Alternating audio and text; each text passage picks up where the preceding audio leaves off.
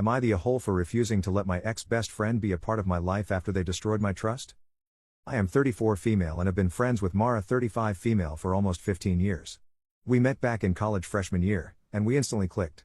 I mean, we were inseparable. She was the one person I could count on through thick and thin, and I thought she felt the same way about me.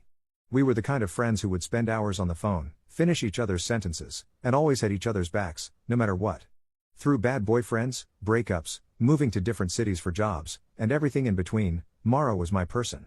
About 5 years ago, things started to get weird. Mara got married to a guy named Dale 38M. Now, I wasn't too thrilled about him at first. I won't lie. He's one of those guys who's really charming on the surface, but there's just something about him that rubs me the wrong way. I tried to keep an open mind, but there were always little things that bothered me.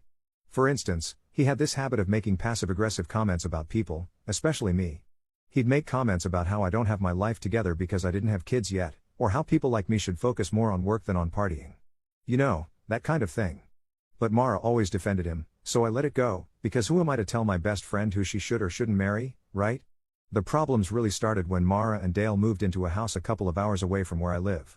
I was living in the city, and they moved out to this suburban neighborhood that, honestly, felt a little too quiet for me. But, whatever, we kept in touch. I would visit them when I could, and we'd text or call every few days. I knew that being married and living far away from me would change the dynamics, but I was still okay with it. Or so I thought. But over the past year, Mara started pulling away. I'd send her a text, and it would take days for her to respond. She'd cancel plans or say she was too tired to meet up. When we did talk, it was like she was distracted, always talking about how busy her life was with Dale and how much she was learning to let go of her past friendships because of how much she had to focus on her family now. I didn't push it, even though it hurt. I knew that marriages take a lot of work, and I didn't want to be the needy friend. But it stung. A lot. Then came the incident that shattered everything. It was in the spring, and I was feeling especially down about life. I'd gone through a rough breakup a few months before, and honestly, I needed my friend more than ever. But Mara wasn't responding. At all. So, one night, I was feeling bold and probably a little drunk and decided to message Dale. I know, it sounds weird, but I honestly just wanted to know if something was wrong with her. Maybe she was going through something I didn't know about. Maybe she needed space, or maybe she was just overwhelmed. I didn't expect him to respond, but I figured it was worth a shot. Dale replied within minutes, and what followed was a conversation that still haunts me. He started by asking, "Are you okay?" Which I thought was oddly sweet of him, considering we weren't super close. I told him how I felt like I hadn't heard from Mara in so long and that I missed her. He told me that Mara had been a little distant lately, and I could tell from his tone that something wasn't right. But then he confessed something that made my stomach drop. He said, "Mara has been really stressed, but honestly, a big part of it is you. You've been pulling her in different directions, and she just needs space to focus on her family." I couldn't believe what I was reading. Me? The person who had been there for her through everything, who dropped everything whenever she called. I was the one who needed space? I was stunned, but I tried to stay calm and asked him to explain. Then he dropped the bombshell. He said, "Look, I think she's been afraid to tell you this, but I'll be honest. She's been struggling with the friendship. I don't think you realize how much you lean on her, and she feels guilty. She wants a break. Not forever, just time to focus on us, on our life, on what we've built." I didn't know what to say. I thought about the years we spent together, the late night talks, the times I stayed at her place when I was in a tough spot, the birthdays, the weddings, all of it.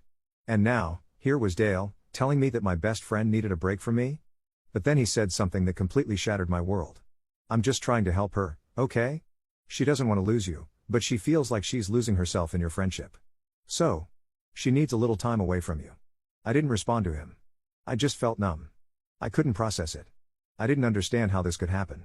Was it me? Had I really been that much of a burden? Had I been leaning on her too much? I had no idea. The next day, I called Mara. I was upset. Honestly, I was angry, hurt, confused, and feeling completely betrayed. But when I reached out to her, she didn't answer. I sent her a message, telling her that I needed to talk, that I didn't understand what Dale had said. Still nothing. A couple of days later, she finally texted me back, saying, "Hey, I'm sorry. I didn't mean for things to get this complicated. I think we both need to take a step back." I was in shock. A step back? I asked. From everything we've been through? From me? She didn't respond right away, but then sent me a long text about how her life was different now. She was married. She had a family. I was no longer the person who always understood her. She told me I should stop trying to recreate the past and that she needed to prioritize her own life. That's when I lost it. I sent her a message that I'll probably regret forever, but it came from a place of hurt and betrayal. You can't just throw away our friendship because it's convenient for you now. You don't get to do that to me. She never replied. That was months ago. Since then, I've tried reaching out once or twice, but it's like she's completely shut me out. I see her posting on social media, living her perfect married life, and it kills me. I used to be the one she would vent to, the one who knew all her secrets. And now, I don't even exist in her world.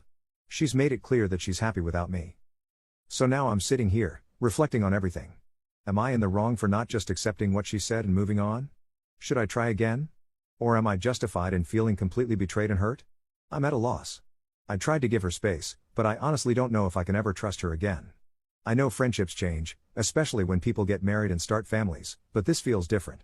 It feels like she purposefully shut me out without even trying to talk it through. She's moved on with her life, and I'm left with all this hurt and confusion. Am I the a-hole for refusing to let her back into my life after everything she's done?